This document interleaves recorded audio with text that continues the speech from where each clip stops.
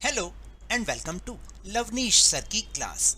आज की ये राज्य शैक्षिक अनुसंधान एवं प्रशिक्षण परिषद की पठन अभियान के तहत गतिविधि पत्रक नंबर 27 जो कि कक्षा 6ठी से 8वीं के विद्यार्थियों के लिए है, यह ली गई है गणित विषय से। और प्यारे बच्चों, इस काम को आपने अपनी गणित की कॉपी में करना है। जो हिंदी मीडियम वाले बच्चे हैं उन्हें ये वाली वर्कशीट अटेम्प्ट करनी है, और जो इंग्लिश मीडियम वाले हैं वो जो आज इंग्लिश में आई है मैथ्स की वर्कशीट उसे करेंगे।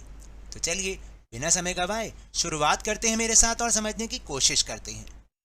तो प्यारे बच्चों देखो, यहाँ पर नीचे एक सारणी दी गई है जिसमें 0 से 100 तक की संख्याएं दी गई हैं।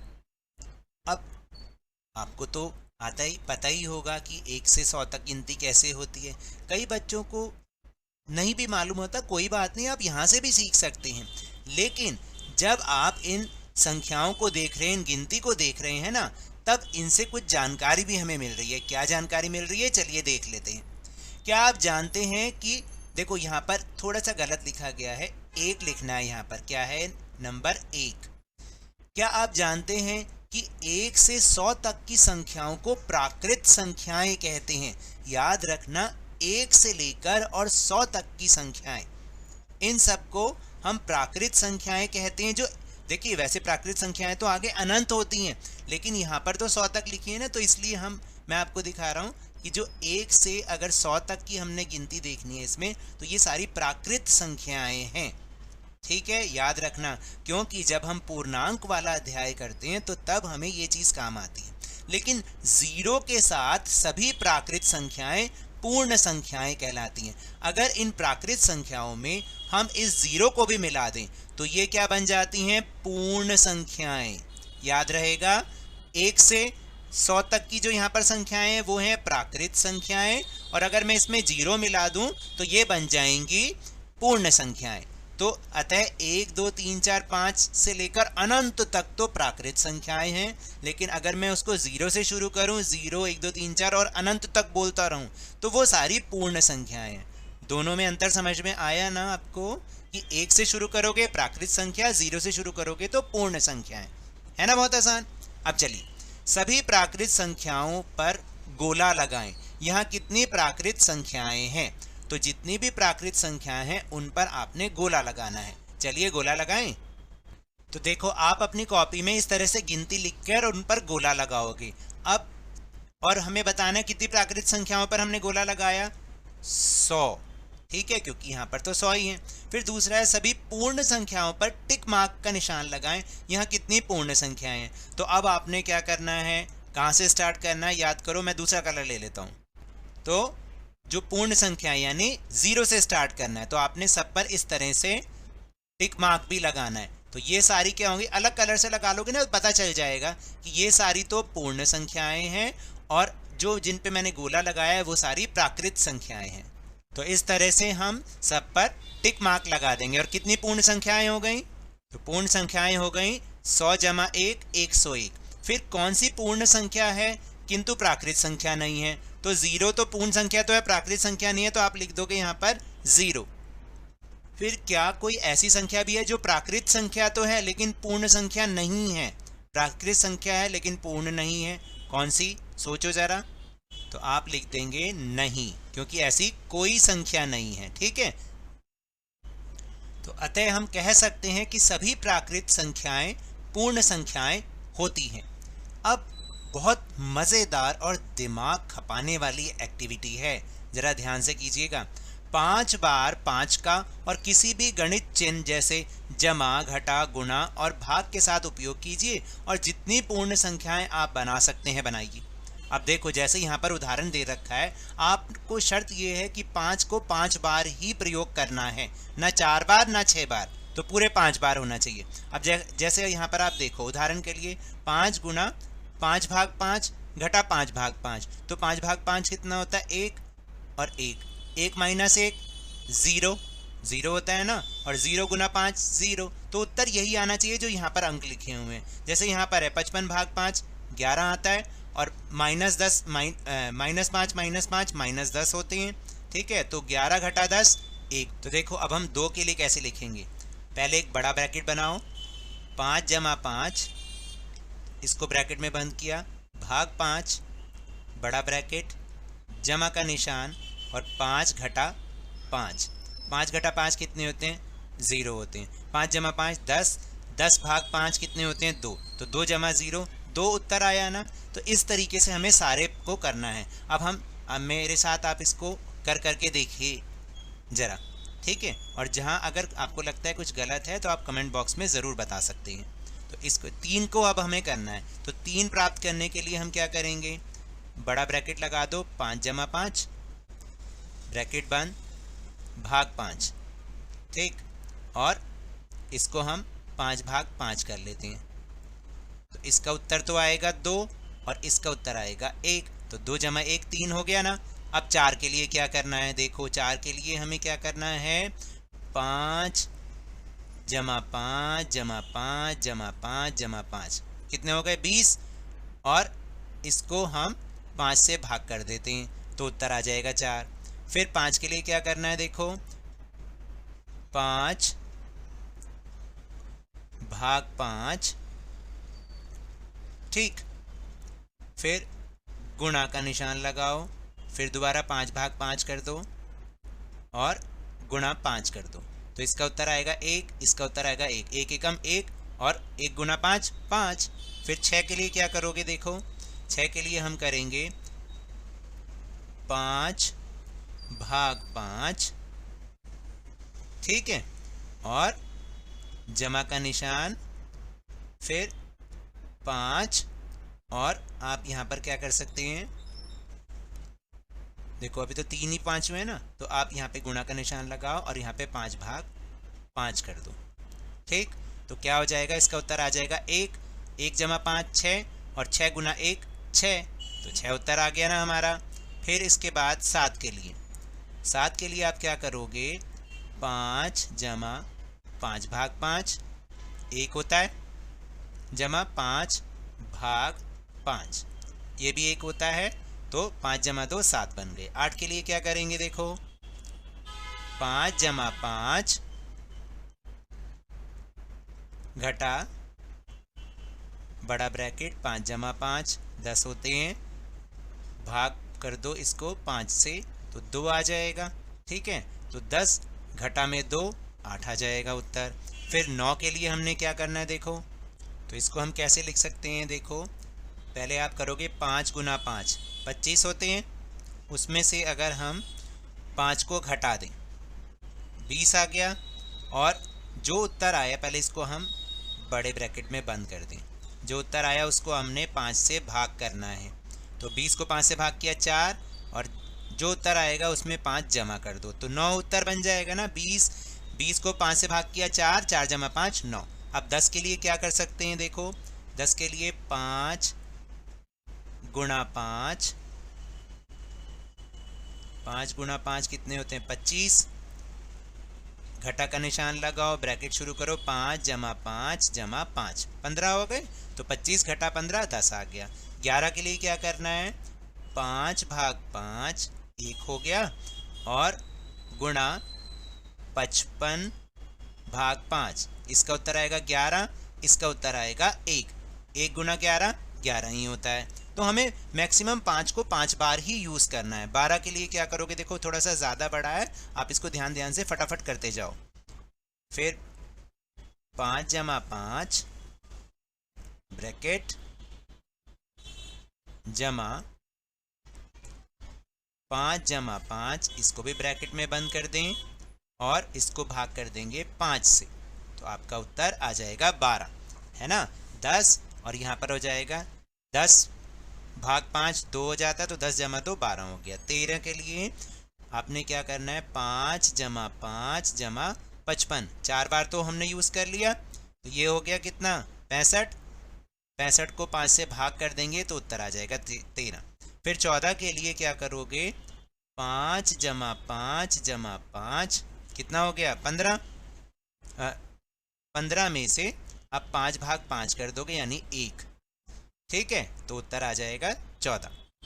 फिर आगे 15 के लिए क्या करना है? सिंपल 15 के लिए तो 5 को 4 बार जमा कर दो 20 आ जाएगा और जो उत्तर आएगा उसमें से 5 घटा देंगे तो 15 आ जाएगा। फिर 16 के लिए हमें कैसे करना है, देखो 16 के लिए आपने 3 बार तो 5 को जमा करना है 15, फिर उसमें 1 प्लस का करके 5/5, इसका उत्तर आएगा 1। तो 15 जमा 1 16। 17 के लिए कैसे करोगे, 5 जमा में बड़ा ब्रैकेट फिर छोटा ब्रैकेट, 55 जमा 5 कितने होते हैं, 60 होते हैं। और 60 को जब हम 5 से भाग कर देंगे तो कितना आएगा, 12। तो 12 और 5 17। 18 के लिए कैसे करोगे, देखो यहाँ पर थोड़ा सा ध्यान लगाना, 5.5 जमा 5 गुणा 5 गुणा 0.5 या 0.5 भी लिख सकते हैं। तो हमने 5 को 5 बार ही इस्तेमाल किया है, ठीक है। तो इसका उत्तर 18 आ जाएगा। फिर आपने क्या करना है, 19 के लिए ब्रैकेट में देखो 5 गुणा 5, जो भी उसका उत्तर आएगा 25 आएगा। 25 में से 5 भाग करना 20 आएगा, ठीक है। और अब हम क्या करेंगे, इसको हम ब्रैकेट में बंद कर देंगे और जो इसका उत्तर आएगा उसमें से हम घटा देंगे 5/5 को, ठीक है। ऐसे ही ऐसे आपने लिखना है। अब 20 के लिए क्या करना है, देखो 20 के लिए हमें करना है, ब्रैकेट लगाओ 5 गुणा 5 -5, ब्रैकेट बंद कर दो, 25 - 5 20 हो गए। और गुणा करना है इसको हमें 5/5 से, जो कि 1 होता है, ठीक है ना। तो अपने आप आपका उत्तर आ जाएगा 20 एकम 20। 21 के लिए क्या करना है, देखो 21 के लिए क्या करोगे, पहले 5 जमा 5 करोगे, कितना हुआ 10, और इसमें जमा कर दोगे 55/5, जो कि उत्तर होता है 11। तो 10 जमा 11 21 हो गए। अब 22 के लिए क्या करोगे, 55 और 55 को जमा करोगे तो 4 बार तो ये यूज़ हो गया, कितना आया 110, और इसको भाग कर दोगे 5 से, तो हमारा उत्तर आ जाएगा 22, है ना। फिर 23 के लिए क्या करेंगे, देखो 23 के लिए आप करोगे 5 गुणा 5 25 हो गया, घटा बड़ा ब्रैकेट लगाएंगे, फिर 5 गुणा 5 करेंगे और इसमें इसको फिर हम 5 से भाग कर देंगे। तो हमारा उत्तर बन जाएगा, यहाँ पर 25/5 5 होता है, और यहाँ पर देखो सॉरी, इसको आपने जमा करना है, ठीक है। ये जमा होगा, जमा 5 जमा 5 10, 10 को 5 से भाग किया तो उत्तर आएगा 2, और 25 में से 2 गए 23, ठीक है।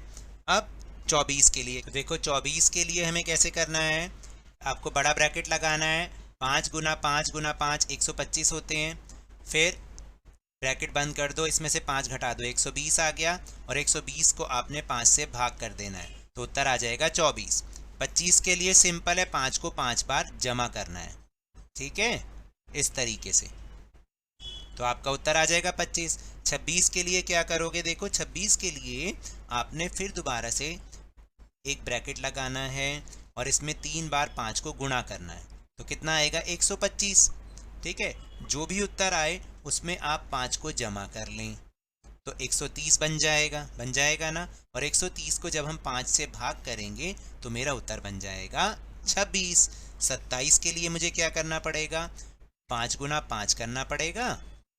आप मेरे साथ साथ लिखो इसको, ठीक, जमा का निशान डालो और बड़ा ब्रैकेट डालो, फिर छोटा ब्रैकेट, 5 जमा 5 ब्रैकेट बंद, और इसको हमें 5 से भाग करना है, तो हमारा उत्तर बन जाएगा 27, क्योंकि इसका उत्तर होता है 2 और इसका उत्तर होता है 25। 25 जमा 2 27। 28 के लिए हम क्या करेंगे, देखो 28 के लिए थोड़ा सा मुश्किल है, 5 गुणा 5 25 होते हैं, ठीक है। जो उत्तर आ रहा है उसमें हमें 5 को 0.5 यानी आप 0.5 भी लिख सकते हो आप, उससे गुणा करना है, और जो उत्तर आए उसमें 0.5 या 0.5 को जमा करना है, तो हमारा 28 आ जाएगा। और 29 के लिए 5 गुणा 5 25 जमा 5 30, और घटा करना है 5/5 को यानी 1 को, तो 30 घटा 1 29, इस तरह से इसको पूरा करना है।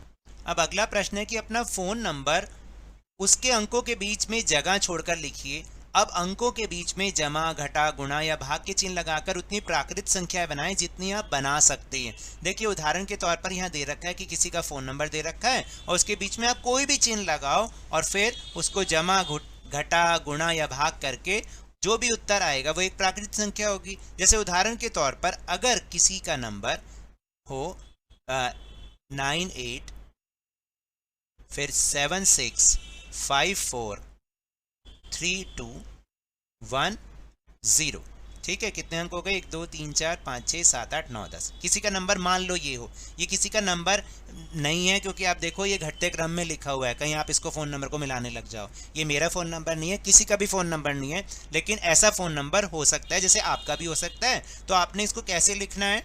आप सबसे पहले इनको खुला खुला लिखना है, जो भी आपका नंबर है उसको खुला खुला लिखो, ठीक है। ऐसे देख रहे हो, इस तरीके से। और फिर आपने क्या करना है, इनके बीच में कोई भी चिन्ह लगाओ जो आपकी मर्जी हो। मान लो मेरा मन किया इसमें मैंने जमा लगा दिया, इसमें घटा लगा दिया, इसमें जमा लगा दिया, इसमें जमा लगा दिया, इसमें जमा लगा दिया, इसमें घटा लगा दिया, इसमें जमा लगा दिया, इसमें जमा और इसमें घटा। अब मुझे जमा घटा करते हुए इसका उत्तर निकालना है। तो देखो अगर मैं 9 और 8 को जमा करूं तो 9 और 8 कितने होते हैं? 9 और 8 17 होते हैं। 17 में से 7 गए, 10 बचे। 10 में 6 जमा किए 16, 16 में 5 जमा किया 21, 21 में 4 जमा किया 25, 25 में से 3 घटा दो 22, 22 में 2 जमा किया 24, 24 में 1 जमा किया 25 और 25 में से 0 घटाया तो मेरा उत्तर बन गया 25। समझ में आया? ये भी एक प्राकृत संख्या है। तो है ना आसान। इस तरह से आप अपने फ़ोन नंबर को भी लिख के उसमें बीच में जमा, घटा, गुणा, भाग कुछ भी लगाएं और उसका उत्तर निकालें। चलिए अब अगली गतिविधि देखते हैं। तो देखो किसी भी कागज पर प्रारंभ की 10 पूर्ण संख्याओं का कार्टून बनाइए, जैसे यहाँ पे बना रखा है, और उन कार्टूनों को निम्न रंगों से भरिए। जैसे कि पीला रंग भरना है सबसे छोटी संख्या। सबसे छोटी संख्या कौन सी हो गई? 0। तो 0 में पीला रंग भरना है, कैसे भरोगे? तो आप 0 में इस तरह से पीला रंग भर देना और कार्टून बनाना अच्छा सा 0 का। फिर उसके बाद है पीला तो हो गया सबसे छोटी संख्या, लाल भरना है सबसे बड़ी संख्या। सबसे बड़ी संख्या कौन सी है? वो है 9। तो 9 में लाल रंग भरना है। तो आप 9 को इस तरह से इतनी सुंदर आकृति बना के उसमें लाल रंग भर दोगे ना। फिर उसके बाद है नीला रंग भरना है 2 और 3 से विभाजित होने वाली संख्या। वो संख्या है 6। उसमें हमने नीला रंग भरना है क्योंकि ये 2 के पहाड़े में भी आती है और 3 के पहाड़े में भी। तो 6 में आपने नीला रंग भरना है। ऐसी सुंदर सी आकृति बनाना कार्टून जैसी, और फिर उसमें आपने नीला रंग भरना है। फिर अगला है हरा रंग भरना है पहली विषम संख्या में। विषम संख्या जो अपने आप से ही भाग होती है, तो वो है 1 नंबर। तो आप हरा रंग भरोगे 1 में और कार्टून बना के भरना, सुंदर सा कार्टून बनाना। और गुलाबी रंग किस में भरना है?